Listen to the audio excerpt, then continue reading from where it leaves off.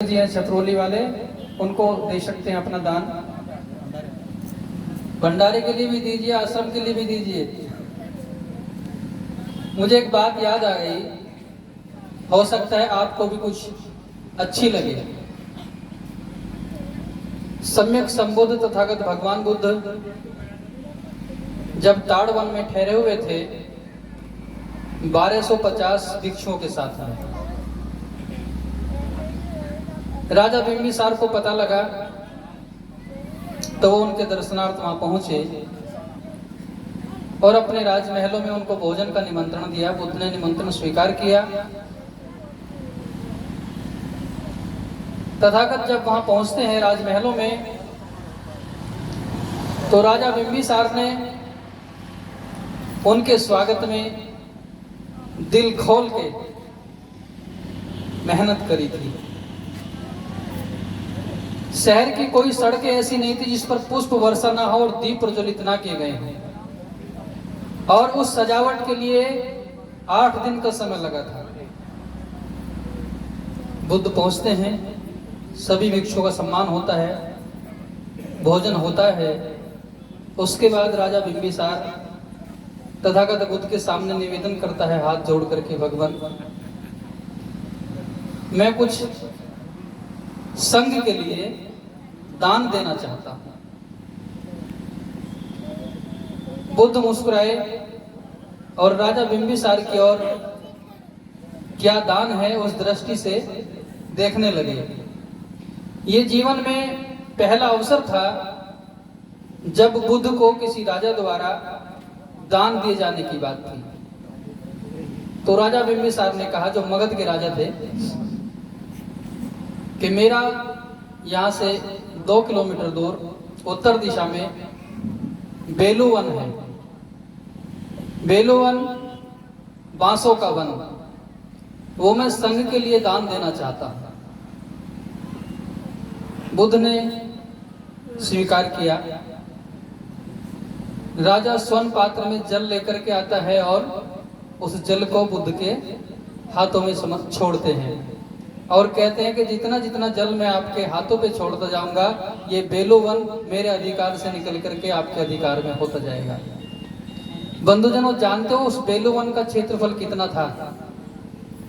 100 एकड़। 100 एकड़ का दान राजा बिंबिसार ने तथागत बुद्ध को दिया था। बुद्ध के जीवन में अनेकों ऐसी घटनाएं हैं। अकेली विशाखा जो बुद्ध की शिष्या थी, उपासिका थी, अपने जीवन में उन्होंने 27 करोड़ का दान संघ के लिए दिया था। अब आप देखिए, उन महापुरुषों के लिए आज उनकी ख्याति है।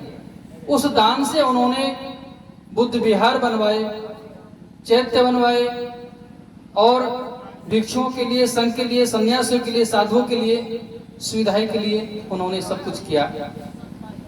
तो इस बात को कहने का मेरा तात्पर्य है कि इस संसार को, इस देश को जितनी आवश्यकता विश्वविद्यालयों की है, स्कूल कॉलेजों की है, इंजीनियरिंग कॉलेज की है, अस्पतालों की है, औषधालयों की है, अगर गहराई से विचार करें तो उतनी ही आवश्यकता ज्ञानालयों की भी है, जहां से आध्यात्मिक ज्ञान की ऊर्जा हम आप सबको मिलती रहे। चाहे वो सदगुरु कबीर आश्रम हो, या वो गुरु रविदास आश्रम हो, या वो बुद्ध विहार हो, या वो अंबेडकर भवन हो। जिन महापुरुषों के नाम पर हम एक जगह बैठ करके स्वयं को सुधार सके और दूसरों को ऐसा करने की प्रेरणा दे सके। बूंद बूंद से घड़ा भर जाता है। तात्पर्य आप समझ ही गए होंगे कि समझे की गति कैसी होती है।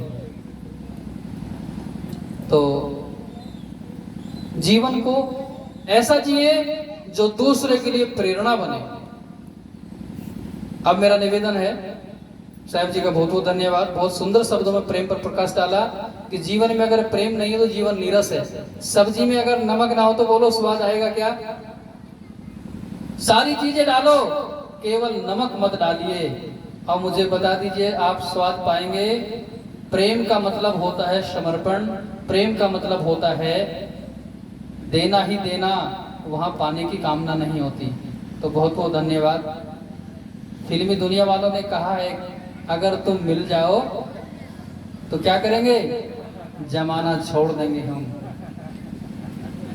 इस गाने का भाव कोई कैसा भी समझे पर अर्थ बहुत सटीक है।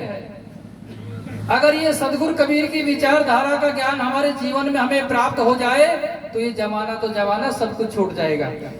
ये वैराग्य है, राग से अलग है। तो आइएगा सुनते हैं आदरणीय संत श्री प्रसिद्ध साहब जी जो धौलपुर राजस्थान से आए हुए हैं, अपने अनमोल वचनों से आप सबको लाभान्वित करेंगे। बहुत ही सुंदर मार्मिक, इनकी जो अपनी बातें होती हैं बहुत गंभीर होती हैं, ध्यान से सुनना। बोलिए सदगुरुदेव की।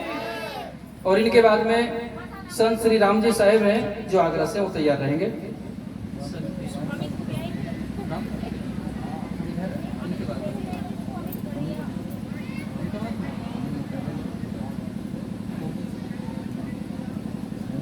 ठीक है, मैं क्षमा चाहता हूँ।